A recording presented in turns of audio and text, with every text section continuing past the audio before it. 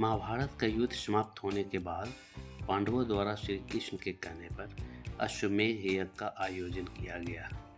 अश्वमेध यज्ञ के बाद घोड़ा छोड़ा जाता है और वह घोड़ा जहाँ तक जाता है वहाँ तक उस राज्य के राजा की दास्तान स्वीकार कर ली जाती है। घोड़े की रक्षा के लिए धनुर्धर अर्जुन को नियुक्त किया गया था। कोई भी राज्य का राजा उस अश्व को रोकने की कोशिश नहीं करता था, क्योंकि अर्जुन ने पितामह भीष्म और महाबली कर्ण जैसे योद्धाओं को मृत्यु का ग्रास बनाया था। घोड़ा निरंतर आगे बढ़ता जा रहा था। कई राज्यों को पार करने के बाद वह घोड़ा रतनपुर राज्य की सीमा तक जा पहुंचा। रतनपुर के राजा मोरध्वज बड़े ही धर्मात्मा और श्री नारायण के परम भक्त थे। राजा मोरध्वज का पुत्र धीरध्वज ताम्रध्वज था। धीरध्वज ने अल्प आयु में ही युद्ध कला में सर्व शिक्षा प्राप्त कर ली थी। वीर धीरध्वज ने अश्वमेध का वह घोड़ा रोक लिया और घोड़े के रक्षक अर्जुन की प्रतीक्षा करने लगा। सेना सहित धनुर्धर अर्जुन वहां पहुंचे और उस वीर बालक से कहा, हे बालक, तुमने जिस घोड़े को रोका है वह चक्रवर्ती सम्राट युधिष्ठिर के अश्वमेध यज्ञ का घोड़ा है, जिसकी सुरक्षा में मैं स्वयं खड़ा हूँ। इस घोड़े को पकड़ने का साहस किसी भी राज्य के राजा ने नहीं किया। जिस राज्य में इस घोड़े ने अपने पैर रखे हैं उस राज्य के राजा ने युधिष्ठिर की दास्तान स्वीकार कर ली है। मैं तुम्हारी भूल समझकर तुम्हें क्षमा करता हूँ, इसलिए तुम यह घोड़ा छोड़ दो। इस बात पर ताम्रध्वज ने अपनी वीरता का परिचय देते हुए कहा कि हे अर्जुन, सिर्फ आप ही कहोगे या मेरी भी सुनोगे? मैं रतनपुर का भावी सम्राट ताम्रध्वज हूँ।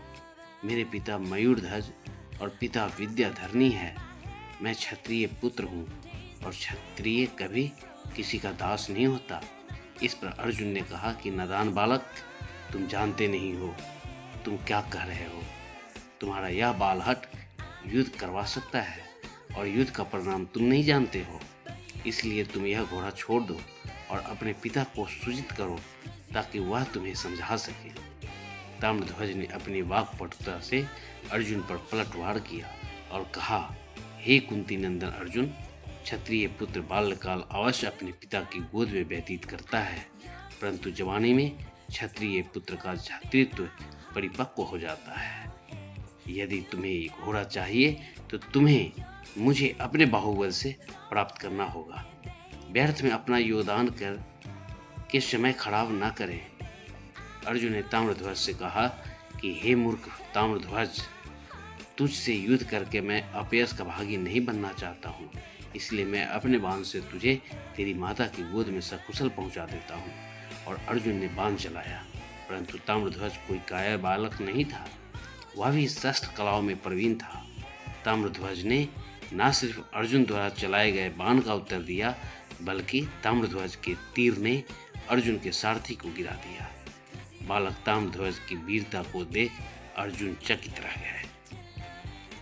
अब तक जिसे वह एक साधारण बालक समझ रहे थे, वह एक श्रेष्ठ धनुर्धर थे और ताम्रध्वज को गंभीरता से लेते हुए दोनों के बीच भयंकर युद्ध चालू हो गया। ताम्रध्वज ने अर्जुन की वीरता पूर्वक सामना किया और अपने एक तीर से महाबली अर्जुन को मूर्छित कर दिया। अर्जुन को वहीं छोड़ ताम्रध्वज घोड़ा लेकर अपने नगर गए, जहां उनका भव्य स्वागत किया गया। और अब अर्जुन मूर्छित अवस्था से बाहर आए तो उनके समक्ष श्री कृष्ण बैठे थे। अर्जुन ने श्री कृष्ण से कहा, हे मधुसूदन, यह आपकी माया का ही चमत्कार है, अन्यथा यह बालक युद्ध में अर्जुन से नहीं जीत सकता था। इस पर श्री कृष्ण ने अर्जुन से कहा कि हे पार्थ, तुम अभी भी भ्रम में हो। तुम यह सोचते हो कि संसार में तुमसे बड़ा योद्धा कोई नहीं है और तुमसे बड़ा मेरा भक्त भी कोई नहीं है। अर्जुन ने श्री कृष्ण से कहा कि क्या यह सत्य है माधव? श्री कृष्ण ने कहा कि तुम्हें अपने से बड़ा योद्धा मिल गया है और अगर अब अपने से बड़ा दानी और भक्त भी देखने की इच्छा है तो बताओ।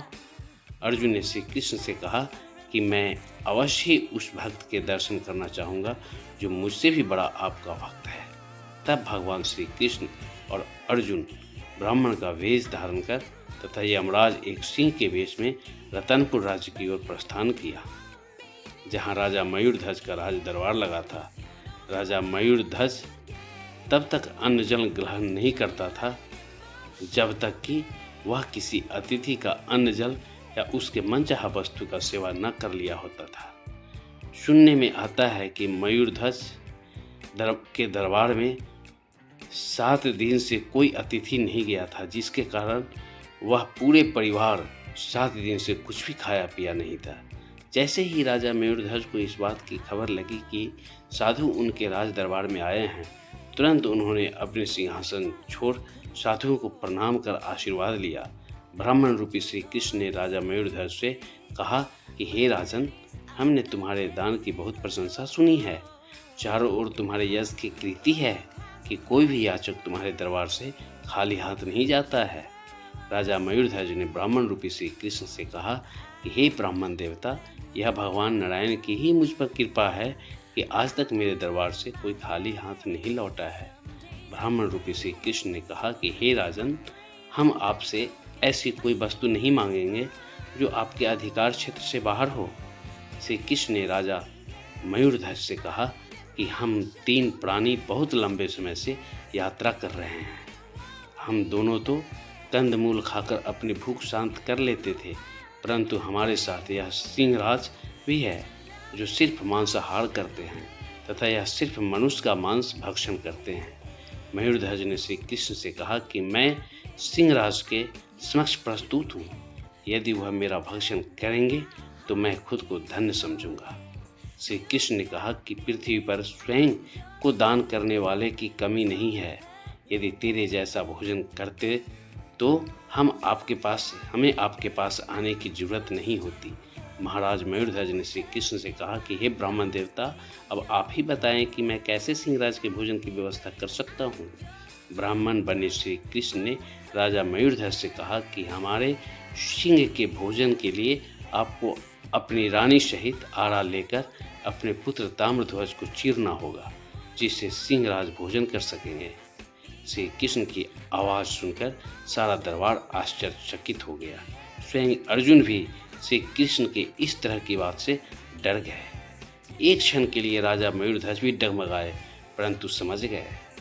राजा मयूरध्वज ने कहा कि हे महात्मा, धन्य है मेरा पुत्र ताम्रध्वज, जिसे आपने सिंहराज के आहार के लिए चुना है। श्री कृष्ण ने राजा मयूरध्वज से कहा कि पुत्र को चढ़ाते समय यदि माता पिता की आंखों में आंसू आए तो सिंहराज भोजन स्वीकार नहीं करेंगे। राजा मयूरध्वज ने अपनी पत्नी को भी राजी कर लिया।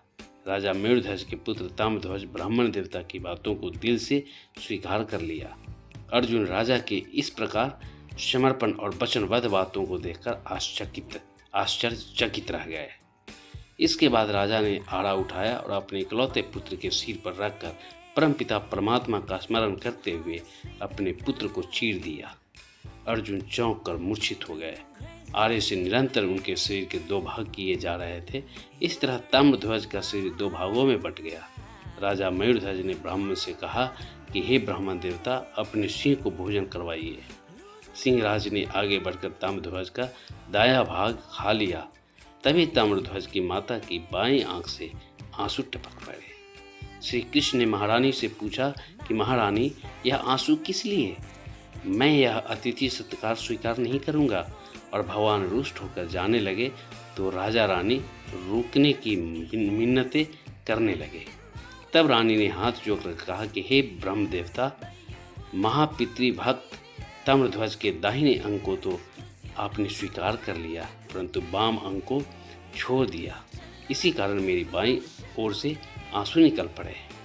इस दृश्य को देखकर अर्जुन का घमंड चूर चूर हो गया। अर्जुन को एहसास हो गया कि भगवान मेरे ही गर्भ को तोड़ने के लिए यह सब कर रहे हैं।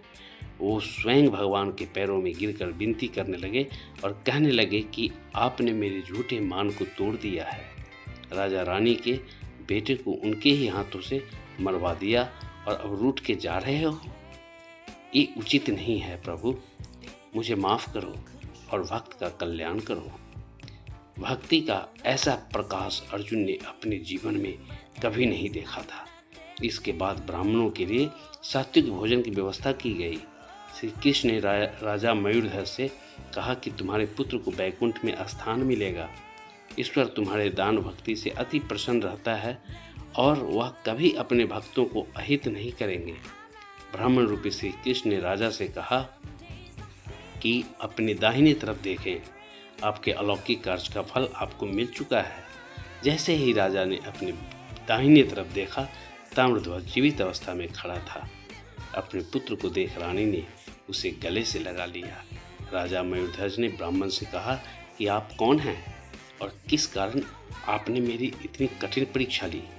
भगवान श्री कृष्ण ने अपने विराट रूप के दर्शन राजा मयूरध्वज को दिए और मयूरध्वज श्री कृष्ण के चरणों में गिर गए।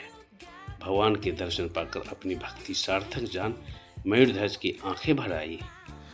वो बुरी तरह बिलखने लगे। भगवान ने वरदान मांगने को कहा तो राजा रानी ने कहा, हे प्रभु, मुझे एक ही वर दो कि अब कलयुग आने वाला है। दया करके किसी भी भक्त की ऐसी परीक्षा न लेना जैसी आपने हमारी ली है, वरना आप पर से भक्तों का विश्वास कम जाएगा। तथास्तु कहकर भगवान ने उसको आशीर्वाद दिया और पूरे परिवार को मोक्ष दिया। यह दृश्य देख अर्जुन उस महादानी राजा मयूरध्वज के पैरों में गिर गए और इस तरह अर्जुन का अहंकार नष्ट हो गया। दोस्तों, सर्वप्रथम तो मैं अपने सभी दर्शक और सब्सक्राइबर को तहे दिल से धन्यवाद करता हूँ कि आप सभी ने मुझे ढेर सारा प्यार दिया है और आशा करता हूँ कि आगे भी आपका प्यार मुझे मिलता रहेगा।